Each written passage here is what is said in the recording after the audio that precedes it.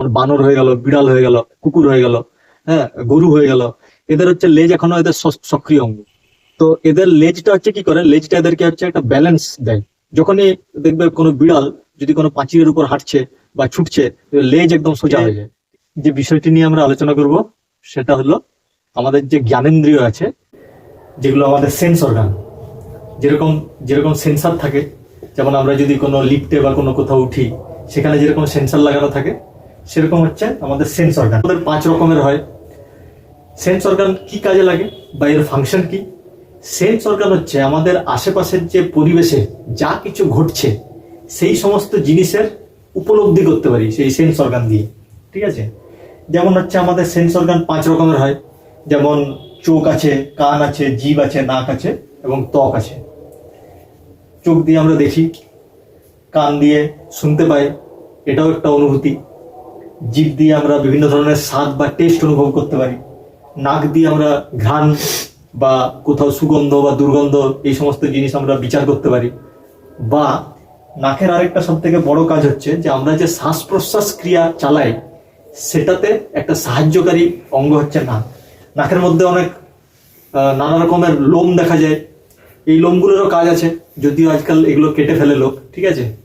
তো এটার কাজ হচ্ছে কি না, এটা মানে আমাদের যখন আমরা ওটুযুক্ত বাতাস ভেতরে নিই, যেটাকে বলা হয় প্রশ্বাস, তখন সেই বাতাসে বিভিন্ন রকমের অবাঞ্ছিত যে পার্টিকেল বা কণা, সেগুলো অনেক সময় সেই হাওয়ার মধ্য দিয়ে আমাদের নাকে চলে যায়।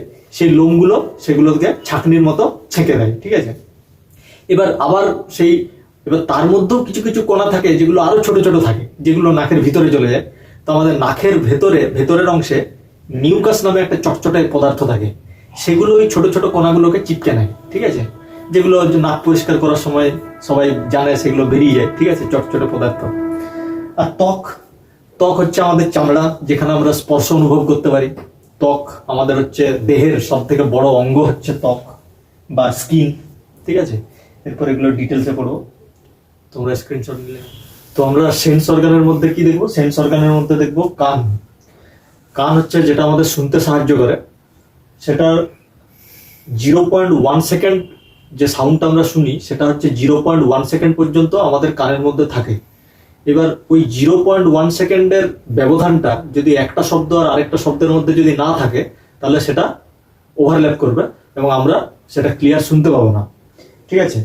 এবার কানের কিছু ভাগ আছে। যেমন কানের এখানে আমাদের যে বাইরের দিকে যে কানটা দেখা যায়, এটাকে বলা হয় পিনা।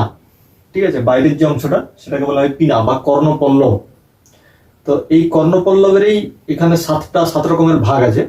তো সেগুলো অতটা ইম্পর্টেন্ট না। তো দুটো ভাগ আমরা জানবো। এই যে উপরের দিকের যে অংশটা, যেটা বাঁকানো উপরের দিকের অংশ, সেটাকে বলা হয় হেলিক্স। আর নিচের দিকের যে অংশটা সেটা বলা হয় লেবুলা। তো এটা মানে একটু ব্যালেন্স দেয় শরীরকে। আর এগুলো হচ্ছে আমাদের এখন নিষ্ক্রিয় অঙ্গে পরিণত হয়েছে। এগুলো হচ্ছে এগুলো কার্টিলেজ দিয়ে তৈরি। তো এগুলো হচ্ছে এখন নিষ্ক্রিয় অঙ্গ হয়ে গেছে। এবার যেমন বিভিন্ন পশুর দেখা যায়, বা ওদের হচ্ছে এই যে বাইরের অংশটা, ওদের যে পিনা অংশটা, সেটা ওদের সক্রিয় থাকে। যেমন যদি কোনো কুকুর বা কোনো বিড়াল এরা যদি হঠাৎ কোনো শব্দ শুনে, তাহলে ওদের কান খাড়া হয়ে যায়। ওটা ওদের সক্রিয় অঙ্গ। ঠিক আছে? যেমন আমাদের লেজ যেমন আমাদের আস্তে আস্তে ওটা নিষ্ক্রিয় অঙ্গে পরিণত হয়েছে। এবার লেজ যাদের হচ্ছে সক্রিয় অঙ্গ, যেমন বানর হয়ে গেল, বিড়াল হয়ে গেল, কুকুর হয়ে গেল, হ্যাঁ, গরু হয়ে গেল, এদের হচ্ছে লেজ এখনো এদের সক্রিয় অঙ্গ। তো এদের লেজটা হচ্ছে কি করে, লেজটা এদেরকে হচ্ছে একটা ব্যালেন্স দেয়। যখনই দেখবে কোনো বিড়াল যদি কোনো পাঁচিলের উপর হাঁটছে বা ছুটছে, লেজ একদম সোজা হয়ে যায়। ঠিক আছে? তো এটা হচ্ছে একটা মানে ব্যালেন্স প্রদান করে শরীরকে বা হাঁটা চলার ক্ষেত্রে ওদেরকে।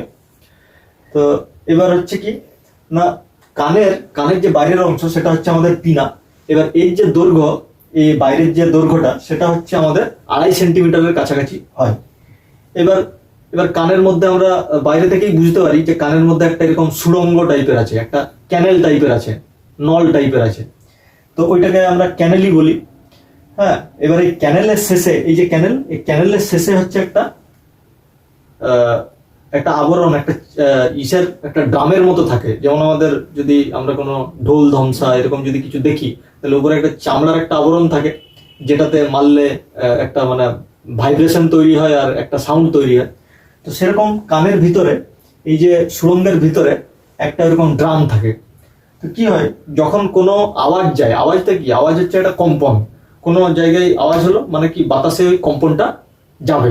এবারে কম্পনটা কি হবে, মানে ভাইব্রেশনটা কি হবে, ভাইব্রেশনটা এই এই ক্যানেলের মধ্য দিয়ে যাবে, ক্যানেলের মধ্য দিয়ে যে এই ড্রামে যে আঘাত করবে। এবার ড্রামে যখনই ওই ভাইব্রেশনটা যে আঘাত করছে তখন ওই ড্রামটা কাঁপতে আরম্ভ করবে। এবার ড্রামটা তাহলে এইখানে এটা হচ্ছে কি, এটা হচ্ছে ইয়ার ড্রাম, ঠিক আছে। এটাকে হচ্ছে টিম্প্যানিক মেমব্রেনও বলা হয়, যেটা হচ্ছে কি না কানেকটিভ টিস্যু দিয়ে তৈরি এটা, এই ড্রামটা।